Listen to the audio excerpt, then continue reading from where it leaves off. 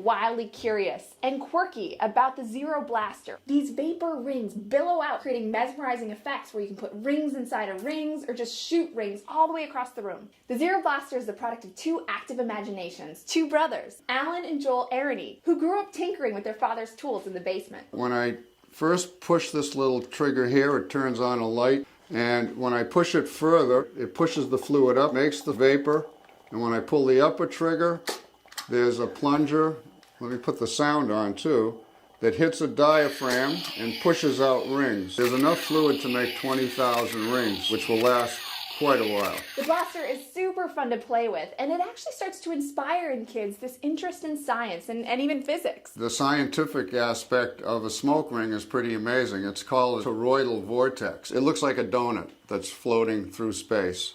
And if you sliced that donut in half and looked down, you'd see two vortices. The vapor actually goes through the center, around the outside, and that's what actually makes it claw through the air and move forward. Despite the sophisticated technology you're using here, these are really easy to use and completely safe.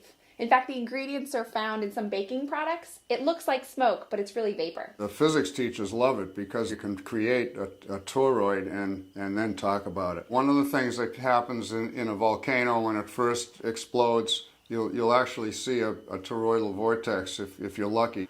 Also, dolphins make a toroidal vortex that they play with. And lately, they think that electrons actually rotate around atoms in a toroidal vortex. The mission of Zero Toys is to inspire kids to be curious about the world around them. Even though these are just toys, they are true to your motto, reminding us that we are just crew members on this spaceship we call planet Earth.